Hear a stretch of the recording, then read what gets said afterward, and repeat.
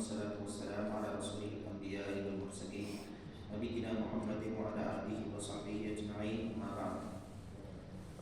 قال الله عز وجل وقال اتخذ الرحمن ولدا سبحانه بل عباد مكرمون لا يسبقونه بالقول وهم بأمره يعملون يعلم ما بين أيديهم وما خلفهم ولا يشفعون إلا لمن ارتضى وهم من خشيته مشفقون ومن يقل منهم إني إله من دونه فذلك نجزيه جهنم كذلك نجزي الظالمين.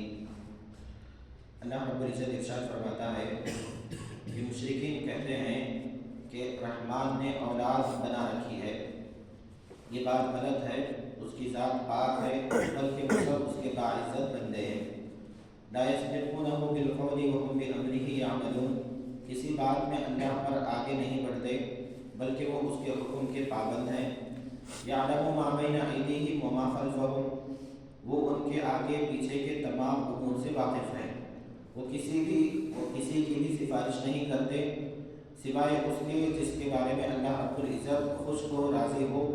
تو وہ خود ہیبت الہی سے لرزا و ترسا ہیں. ان میں سے اگر کوئی کہہ بھی دے کہ اللہ کے سوا میں لائق عبادت ہوں تو ہم اسے دوزخ کی سزا دیں گے.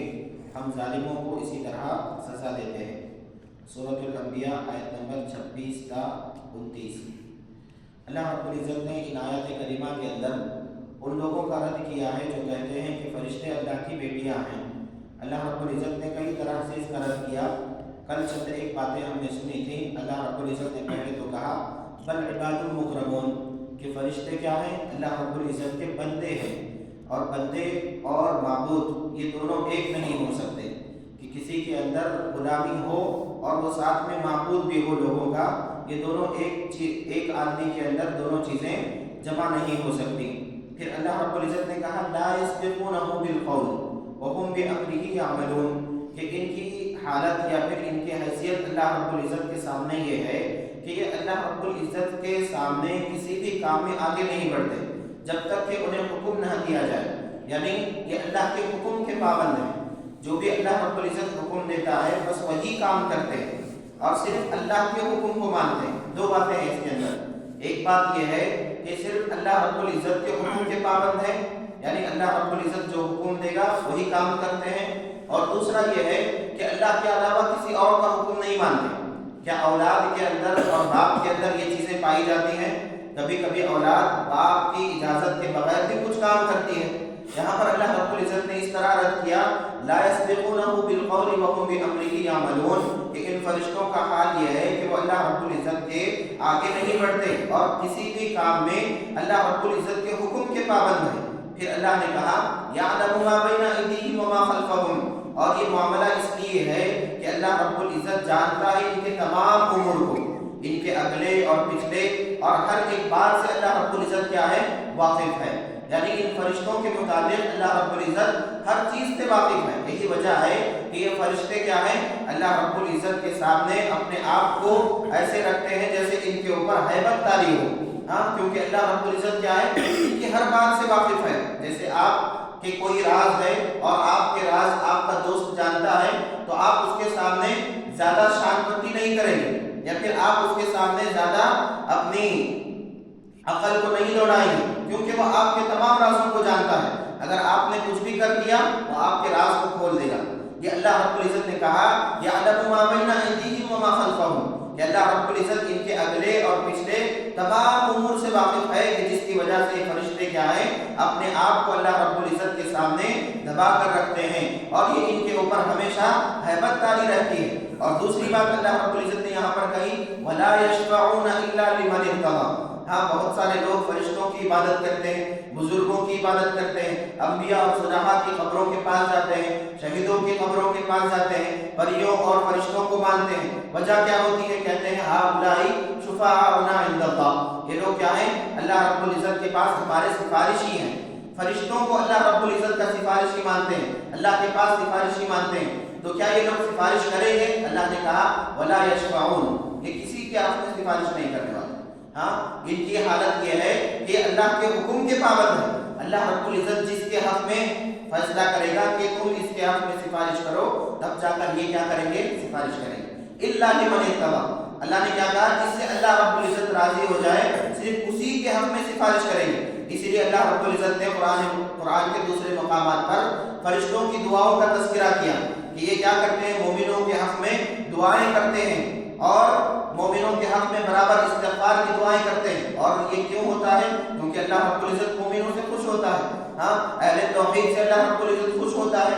تو اللہ رب العزت نے انہیں اجازت دی ہے کہ وہ مومنوں کے حق میں استغفار کیا کریں، مومنوں کے حق میں دعائیں کیا کریں اور مومنوں کے آگے پیچھے رہا کریں تاکہ ان کی حفاظت ہو۔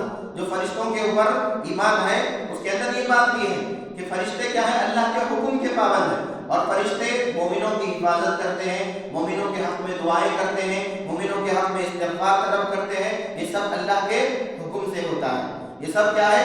ان کی اپنی مرضی سے نہیں ہوتا۔ اللہ رب العزت نے انہیں متعین کیا ہے اس کام کے اوپر، اللہ نے انہیں حکم دیا ہے اس کام کے لیے کہ تم ان کے حق میں مغفرت کی دعائیں کرو جو پہلی صف کے اندر ٹھہرتے ہیں۔ اللہ رب العزت، اللہ کے نبی صلی اللہ علیہ وسلم کی حدیث ہے نا کہ جو پہلی صف میں ٹھہرتے ہیں وہ فرشتوں کی دعاؤں کے مستحق قرار پاتے ہیں۔ یہ فرشتے متعین ہیں ان لوگوں کے حق میں دعائیں کرنے کے لیے۔ تو یہ اللہ رب العزت نے کہا وَلَا يَشْفَعُونَ إِلَّا لِمَنِ ارْتَضَىٰ، یہ لوگ سفارش نہیں کرتے سوائے اس شخص کے جس سے اللہ رب العزت راضی ہو۔ اللہ نے قرآن کے دوسرے مقام پر فرمایا رب السماوات والارض وما بینہما الرحمن لا یملکون منہ خطابا، اللہ رب العزت نے کہا کہ یہ فرشتوں کا معاملہ کیا ہے؟ لا یملکون منہ خطابا، یہ بات کرنے کی طاقت نہیں رکھتے، ولا لا یملکون الا منہ خطابا یوم یقوم الروح والملائکۃ صفا لا یتکلمون الا من اذن له الرحمن وقال صوابا۔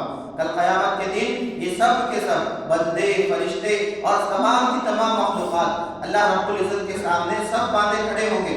وہاں پر کسی کو بات کرنے کی اجازت نہیں ہوگی۔ لا یتکلمون الا من اذن له الرحمن، کوئی بات نہیں کر پائے گا سوائے اس شخص کے جس کو اللہ رب العزت کیا کرے؟ بات کرنے کی اجازت دے۔ اور پھر کیا ہے؟ وقال صوابا، اور بات بھی کیا کرے گا؟ وہی کرے گا جس کو اللہ رب العزت نے کرنے کا حکم دیا ہے، اور وہی کرے گا جو کرنا ہے۔ وقال صوابا، غلط باتیں نہیں، یعنی کسی مشرک کے حق میں سفارش کر دی نہیں، صرف اسی کے حق میں سفارش ہوگی جس سے اللہ راضی ہے اور جس کو اللہ رب العزت چاہتا ہے کہ اس کے حق میں سفارش کی جائے۔ پھر اللہ نے آگے ایک اور بات کہہ کر اس بات کا رد کیا کہ یہ فرشتے کیا ہیں؟ اللہ کے بندے ہیں، اللہ کی بیٹیاں نہیں ہیں۔ کہا اللہ نے وَمَن يَقُلْ مِنْهُمْ إِنِّي إِلَٰهٌ مِّن دُونِي فَذَٰلِكَ نَجْزِيهِ جَهَنَّمَ، اگر ان میں سے وَلَوْ بِالْفَرْض، یعنی مان بھی لیا جائے، اگر ان فرشتوں میں سے کوئی یہ کہہ دے کہ میں الہ ہوں، میں تم میری عبادت کرو، تو پھر اللہ رب العزت کیا کرے گا؟ فَذَٰلِكَ نَجْزِيهِ جَهَنَّمَ، کہ ہم اس کو کیا کریں گے؟ دوزخ کی سزا دیں گے۔ یہ ایسی ہی بات ہے جیسا کہ انبیاء اکرام علیہم السلام کے متعلق، اللہ کے نبی صلی اللہ علیہ وسلم کے متعلق اللہ رب العزت نے کیا کہا؟ لَئِنْ أَشْرَكْتَ لَيَحْبَطَنَّ عَمَلُكَ وَلَتَكُونَنَّ مِنَ الْخَاسِرِينَ، کہ اے نبی اگر آپ سے بھی شرک ہو جائے تو آپ کے سارے اعمال کیا کر دے گا اللہ رب العزت؟ خاک کر دے گا، سارے کے سارے اعمال کو اللہ رب العزت کیا کر دے گا؟ ختم کر دے گا، ان کا کوئی ثواب نہیں رہے گا۔ انبیاء اکرام علیہم السلام سے اور فرشتوں سے شرک کا ہونا غیر یقینی بات ہے، ناممکن ہے، لیکن پھر بھی اللہ رب العزت نے کیا کہا؟ وَلَوْ بِالْفَرْض، اگر یہ فرشتے اپنے آپ کو معبود ہونے کا دعویٰ کر لیں تو پھر ہم کیا کریں گے؟ انہیں فَذَٰلِكَ نَجْزِيهِ جَهَنَّمَ، ہمیں دوزخ کی سزا دیں گے۔ كَذَٰلِكَ نَجْزِي الظَّالِمِينَ، ہم ظالموں کو اسی طرح سزا دیتے ہیں۔ تو اس آیات کریمہ کے اندر یہ جتنی آیتیں ہیں یہ تمام کی تمام آیتیں ان لوگوں کے اوپر رد ہیں جو اللہ رب العزت کے لیے اولاد قرار دیتے ہیں یا پھر اللہ رب العزت کے لیے اولاد بناتے ہیں، یا پھر یہ صرف فرشتوں کا معاملہ نہیں ہے، بندوں کا بھی یہی معاملہ ہے۔ حضرت عیسیٰ علیہ السلام ہو، حضرت عزیر علیہ السلام ہو، جن کو بیٹا بنایا جاتا ہے، یا پھر جن کے علاوہ جیسا کہ کل میں نے کہا تھا اللہ کے نبی صلی اللہ علیہ وسلم کے مطابق جو لوگ عقیدہ رکھتے ہیں، یا پھر اللہ کے نبی کے گھر والوں کے مطابق جو لوگ عقیدہ رکھتے ہیں کہ یہ لوگ اللہ کے نور سے پیدا ہوئے ہیں، جتنے لوگ ہیں ان سب کا یہی معاملہ ہے۔ وہ تمام کے تمام کیا ہیں؟ اللہ کے حکم کے پابند ہیں اور وہ اللہ کے بندے ہیں، اور ایک بندہ اور معبود یہ دونوں ایک آدمی کے اندر جمع نہیں ہو سکتے۔ اللہ رب العزت سے دعا ہے کہ اللہ رب العزت ہم تمام کو قرآن اور حدیث کی صحیح سمجھ عطا فرمائے۔ آمین۔ سبحانک اللہم و بحمدک، اشہد ان لا الہ الا انت، استغفرک۔